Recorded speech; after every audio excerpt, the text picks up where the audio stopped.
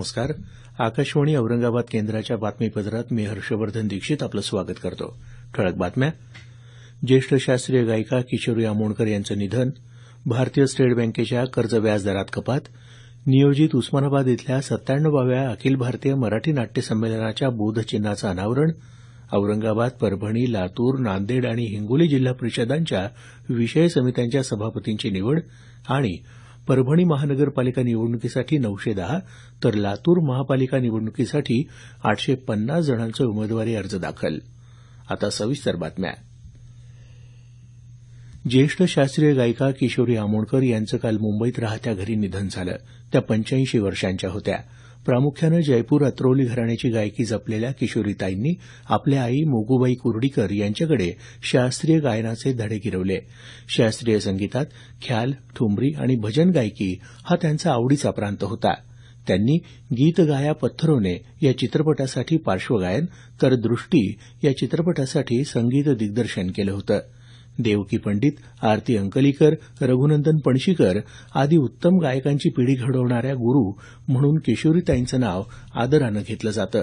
स्वरार्थरमणी रागरस सिद्धांत हा त्यांनी लिहिलेला ग्रंथ शास्त्रीय संगीताच्या अभ्यासासाठी महत्वाचा मानला जातो. संगीत क्षेत्रातल्या त्यांच्या योगदानासाठी त्यांना पद्मभूषण, पद्मविभूषण, संगीत नाटक अकादमीसह विविध पुरस्कारांनी गौरवण्यात आलं होतं. भारतीय स्टेट बँकेनं कर्जाच्या व्याजदरात 0.15% इतकी कपात केली आहे. बँकेचा प्रमाण व्याजदर आता 9.10% एवढा असेल.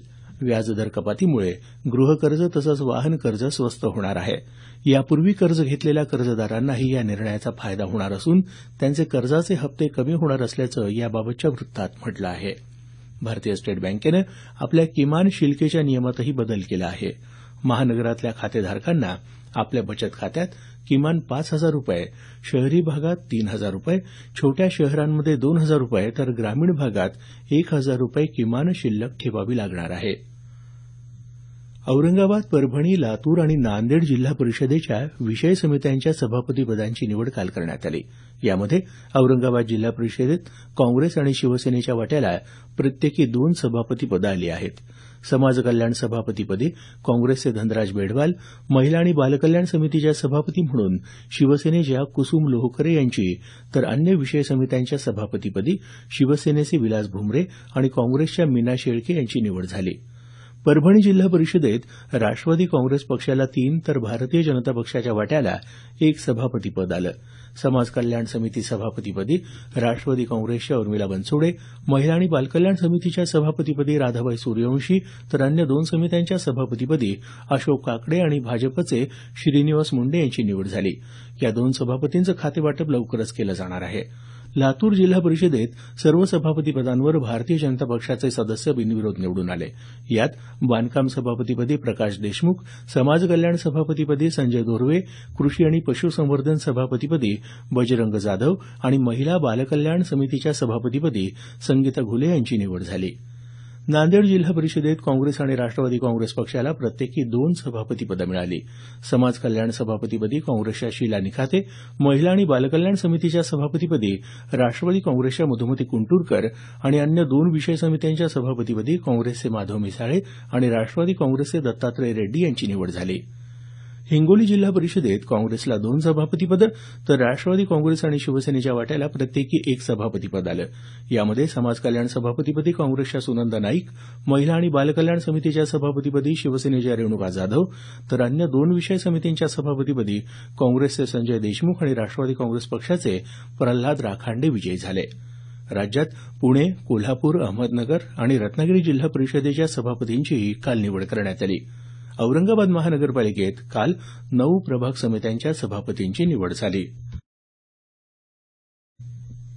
राज्य सरकारचं आपल्या अडचणींकडे लक्ष वेधण्यासाठी राज्यातले शेतकरी 1 जूनपासून संप पुकारण्याचं नियोजन करत असल्याचं अहमदनगर जिल्ह्यातले पुणतांबा इथले शेतकरी धनंजय धोरडे यांनी काल वृत्तसंस्थेशी बोलताना सांगितलं.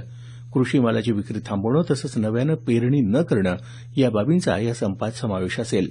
पुणतांबा इथं झालेल्या शेतकऱ्यांच्या बैठकीत हा निर्णय झाला. या बैठकीला औरंगाबाद, अहमदनगर आणि नाशिक जिल्ह्यातले 2,000 शेतकरी उपस्थित होते, अशी माहिती धोरडे यांनी दिली. हे बातमीपत्र आकाशवाणीच्या औरंगाबाद केंद्रावरून प्रसारित केलं जात आहे. आमचं हे बातमीपत्र newsonair.com या संकेतस्थळावरही उपलब्ध आहे. परभणी महापालिकेच्या निवडणुकीसाठी उमेदवारी अर्ज दाखल करण्याच्या काल अखेरच्या दिवशी 754 अर्ज दाखल झाले. महापालिकेच्या 65 जागांसाठी एकूण 910 उमेदवारी अर्ज दाखल झाले असल्याचं मनपा प्रशासनाकडून सांगण्यात आलं. महापालिकेत सर्वच पक्ष स्वबळावर निवडणूक लढवत असून पक्षाकडून उमेदवारी न मिळाल्यानं अनेकांनी बंडखोरी करत अपक्ष म्हणून अर्ज दाखल केल्याचं आमच्या वार्ताहरानं कळवलं आहे. लातूर महापालिकेसाठी काल अखेरच्या दिवशी 643 अर्ज दाखल झाले.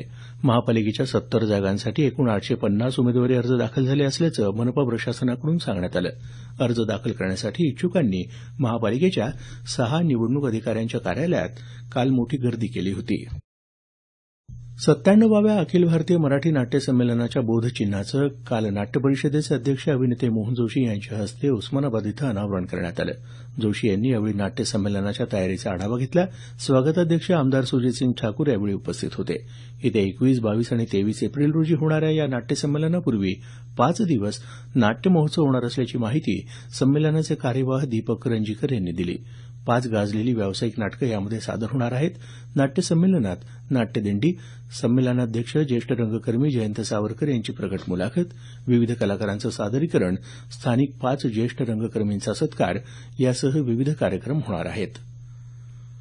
लातूर जिल्ह्यातल्या उदगीर कृषी उत्पन्न बाजार समितीच्या निवडणुकीत काँग्रेस प्रणित लोकनेते चंद्रशेखर भोसले विकास पॅनलनं विजय मिळवला. या पॅनलचे 18 पैकी 17 उमेदवार विजयी झाले तर एका जागेवर भारतीय जनता पक्षाचा उमेदवार निवडून आला. पुण्याच्या वसंतदादा साखर संस्थेच्या वतीनं जालना जिल्ह्याच्या अंबड तालुक्यात पाथरवाला इथं माजी खासदार अंकुशराव टोपे यांच्या स्मरणार्थ ऊस बेणे संशोधन आणि उत्पादन केंद्र उभारलं जाणार आहे. साखर संस्थेचे अध्यक्ष खासदार शरद पवार यांनी काल ही घोषणा केली. महाकाळ इथं उभारलेल्या अंकुशराव टोपे यांच्या पूर्णाकृती पुतळ्याचं अनावरण आणि स्मारकाचं लोकार्पण काल पवार यांच्या हस्ते झालं त्यावेळी ते बोलत होते. विधानसभा अध्यक्ष हरिभाऊ बागडे कार्यक्रमाच्या अध्यक्षस्थानी होते. नियमापेक्षा अधिक वाळूचा उपसा करणाऱ्यांविरुद्ध गुन्हे दाखल करण्याच्या सूचना जालना जिल्ह्याचे पालकमंत्री बबनराव लोणीकर यांनी दिल्या आहेत. जिल्ह्यातल्या अवैध वाळू उपसा आणि वाहतुकीच्या संदर्भात काल अधिकाऱ्यांची त्यांनी बैठक घेतली. अवैध वाळू उपशामुळे सरकारच्या महसुलात घट होण्यासोबतच पर्यावरणाचा ऱ्हास होण्याबद्दल त्यांनी चिंता व्यक्त केली. यामुळे वाळूचा अधिक उपसा करणारी वाहनं जप्त करावीत, त्यांच्या मालकांवर गुन्हे दाखल करावेत, आवश्यकता वाटल्यास मोक्का कायद्यान्वये कारवाई करण्याचे निर्देशही लोणीकर यांनी यावेळी दिले. बीड जिल्ह्यातल्या नारायणगडाच्या विकासासाठी सरकारनं 25 कोटी रुपयांच्या विकास आराखड्याला मान्यता दिली आहे. मुख्यमंत्री देवेंद्र फडणवीस आणि पालकमंत्री पंकजा मुंडे यांनी काल मुंबईत ही माहिती दिली. या विकास आराखड्यांतर्गत गडाच्या सुमारे 400 एकर जागेवर भक्तनिवास, वाहनतळ, पाणीपुरवठा आदी प्रकल्प राबवले जाणार आहेत. अमृत योजनेअंतर्गत जालना शहरासाठीच्या 70 कोटी रुपयांच्या भुयारी गटार योजनेला राज्यस्तरीय तांत्रिक समितीनं काल मंजुरी दिली. पाणीपुरवठा आणि स्वच्छता मंत्री बबनराव लोणीकर यांनी ही माहिती दिली. जालना शहराचा सांडपाण्याचा प्रश्न यामुळे मार्गी लागणार असल्याचं ते म्हणाले. रामनवमी उत्सव आज सर्वत्र साजरा होत आहे. आज दुपारी 12 वाजेच्या सुमारास ठिकठिकाणच्या राम मंदिरांमध्ये रामजन्मोत्सव साजरा होईल. रामनवमीनिमित्त राष्ट्रपती प्रणव मुखर्जी यांनी सर्वांना शुभेच्छा दिल्या आहेत. जीवनमूल्य जपणाऱ्या प्रभू रामाच्या जन्मोत्सवामुळे एकता आणि बंधुभाव अधिक दृढ होतो असं राष्ट्रपतींनी आपल्या शुभेच्छा संदेशात म्हटलं आहे. रामनवमीनिमित्त शासकीय सुट्टी असल्यानं आज औरंगाबाद इथं शासकीय वैद्यकीय महाविद्यालय आणि रुग्णालय घाटीचा बाह्यरुग्ण विभाग बंद राहणार आहे. शेवटी पुन्हा काही ठळक बातम्या. ज्येष्ठ शास्त्रीय गायिका किशोरी आमोणकर यांचं निधन. भारतीय स्टेट बँकेच्या कर्ज व्याज दरात कपात. नियोजित उस्मानाबाद इथल्या 97व्या अखिल भारतीय मराठी नाट्य संमेलनाच्या बोधचिन्हाचं अनावरण. औरंगाबाद, परभणी, लातूर, नांदेड आणि हिंगोली जिल्हा परिषदांच्या विषय समित्यांच्या सभापतींची निवड आणि परभणी महानगरपालिका निवडणुकीसाठी 910 तर लातूर महापालिका निवडणुकीसाठी 850 जणांचे उमेदवारी अर्ज दाखल. याबरोबरच हे बातमीपत्र संपलं. आमचं यानंतरचं मराठी संक्षिप्त बातमीपत्र सकाळी 10 वाजता.